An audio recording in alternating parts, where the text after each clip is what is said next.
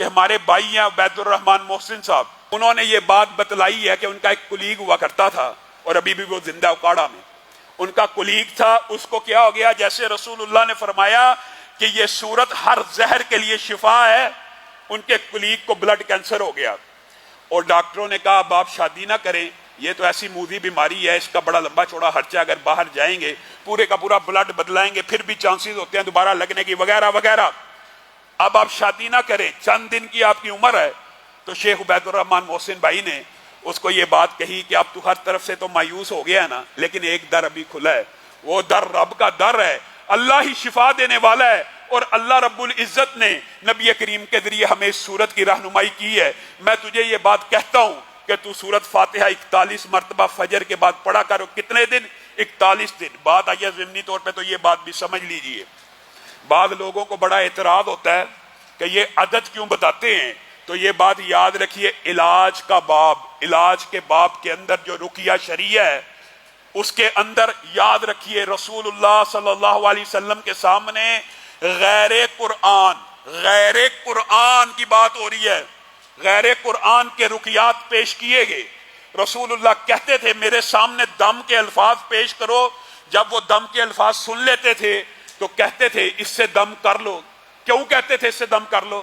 رسول اللہ صلی اللہ علیہ وسلم نے ایک کلیہ بیان کیا، کہا ہر اس رقیے سے، ہر ان الفاظ سے دم کر لیا کرو، چونکہ باب علاج کا ہے، جن کے اندر شرک موجود نہ ہو، جو الفاظ مبہم نہ ہو، جو الفاظ کنفیوزنگ نہ ہو، جن الفاظ کے اوپر آپ کو اشکال یا اشتباہ نہ ہو، ان الفاظ کے ذریعے دم کر لیا کرو۔ گویا صحیح مسلم اور دیگر کتابوں کی حدیث نے یہ بات واضح کر دی کہ جب تک کسی دم کے اندر شرک موجود نہیں ہے اس کو کرنے کی اجازت ہے۔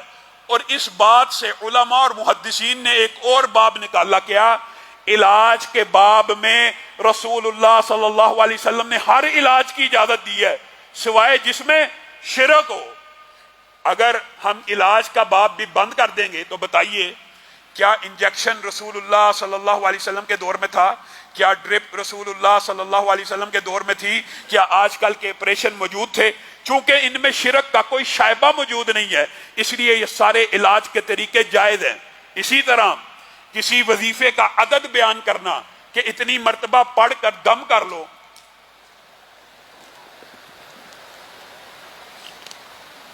اس کے اندر کسی بھی قسم کی شرک کی بات موجود نہیں ہے۔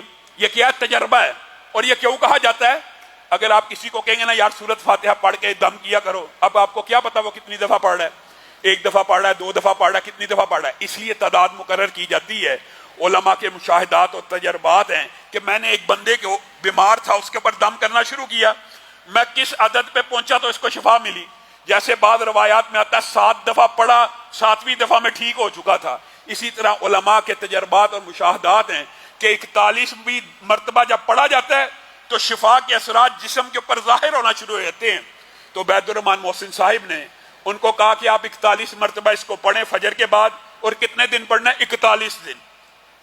اب 41 دنوں کا جو تعین ہے یہ بھی کوئی شرکیہ بات نہیں ہے، یہ بھی مشاہدہ اور تجربہ ہے۔ اب ہوا کیا کہ 41 دن اس نے پڑھا، اس کے بعد جا کے بلڈ کینسر کا ٹیسٹ کروایا، ڈاکٹر بھی حیران و ششدر رہ گئے کہ بلڈ کینسر جڑ سے ختم ہو چکا ہے، اور اس کی شادی بھی ہو چکی ہے، اور اس کے 4 بچے بھی موجود ہیں، ابھی بھی زندہ ہے۔ آپ بتائیے آپ اور میں اس صورت سے شفا لینے کی کوشش کریں گے تو ملے گی، پڑھنا نہیں۔